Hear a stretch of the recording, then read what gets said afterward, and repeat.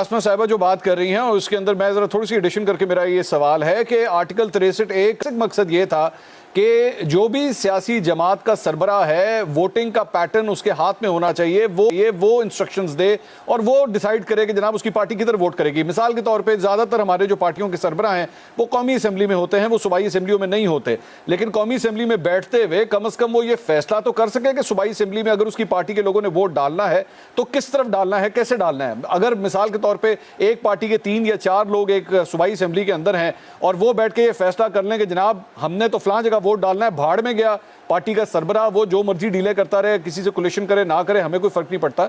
आपके ख्याल में उसकी रूह से क्या ये पार्टी के सरबराह का हक नहीं होना चाहिए कि वो डिक्टेट करे या बताए कि जनाब पार्टी किधर वोट करेगी? जी, एक तो देखें जिस तरह ये मामला सब जुडिस है, मोअज़्ज़िज़ अदालत इसका फैसला करेगी, लेकिन आपने बड़ा इंपॉर्टेंट क्वेश्चन किया, आपने रूह का जिक्र भी किया। देखें यहाँ पे ये है कि ये पहला इलेक्शन नहीं है, ये इलेक्शन का रन ऑफ है, ये उसी इलेक्शन का तसलसल है।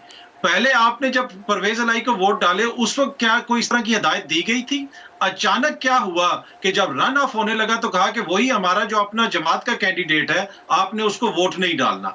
दूसरी बात यह है कि पहले जो तनाजा ये था कि पीटीआई के लोग किसी दूसरे को वोट डाल रहे थे। यहाँ पे तो एक जमात है, उसका अपना कैंडिडेट है, उन सब ने अपनी जमात के लीडर को वोट डाले, तो क्या आइन की रूह से, अतर साहब एक मेरा सवाल, अतर साहब मैं आपकी पॉइंट आ गया, मेरा एक सवाल, सादिक संजरानी को जब चेयरमैन सेनेट बनाया गया था, उस वोटिंग में जब बनाया गया था, उस वोटिंग में पाकिस्तान तहरीक इंसाफ और पाकिस्तान पीपल्स पार्टी इकट्ठे थे, उन्होंने बनाया। बाद में जाके सादिक संजरानी के खिलाफ तहरीक अदम एतमाद आई तो पाकिस्तान पीपल्स पार्टी भी उसका हिस्सा थी। सियासी जमातों के टैक्टिक्स और सियासी जमातों के फैसले तो तब्दील होते रहते हैं। ये वही मतलब परवेज इलाही साहब है जिनको इमरान खान साहब पंजाब का सबसे बड़ा डाकू कहते थे, लेकिन उसे ही अपना सीएम बनाने के लिए भी वो राजी हो गए। सियासी जमातों में तो ये होता रहता है, लेकिन क्या इसकी कोई टाइम लिमिट है कि जनाब आपने एक पहले राउंड से पहले जो फैसला कर लिया वही काउंट होगा, दूसरे और तीसरे राउंड में आप फैसला नहीं तब्दील कर सकते?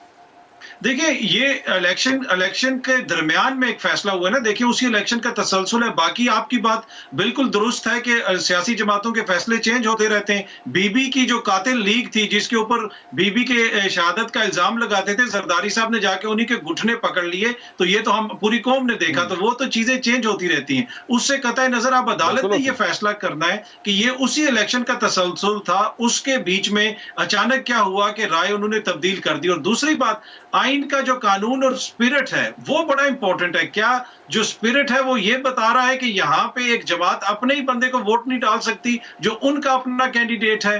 क्या ये भी देखना, ये भी सोचने की चीज है यहाँ पे। तो मेरे ख्याल में ये दो मुख्तलिफ चीजें, अगर आप किसी दूसरी जमात को वोट देंगे ऑब्वियसली आप अपने पार्टी के लीडर के खिलाफ जा रहे हैं। इस पे अतर साहब इस पे पॉइंट है, अतर साहब ये जो पॉइंट है कि जी एक जमात अपने बंदे को वोट नहीं दे सकती, अगर उस एक जमात के अंदर वो एक बंदा अपनी पार्टी के सरबराह से मुनरिफ हो चुका है। मिसाल के तौर पे मैं एग्जांपल दे देता हूं, आज ख्वाजा सलमान रफीक भी पंजाब असेंबली के अंदर हैं, हमजा शहबाज भी हैं। हमजा शहबाज सीएम की स्लॉट के लिए खड़े होते हैं, ख्वाजा सलमान रफीक कहते हैं जी मैं भी आपको कंटेस्ट करूंगा। तो कल को अगर शहबाज शरीफ कहें कि नहीं जनाब सबने वोट हमजा को डालना है, तो आप ये तो नहीं कह सकते देखें जी आपकी अपनी जमात का बंदा था सलमान रफीक, आपने उसे वोट क्यों नहीं डालने दिया। ये तो पार्टी के सरबराह की मर्जी है ना, वो जिसको मर्जी हुक्म दे कि जनाब आपने इसको वोट डालना है।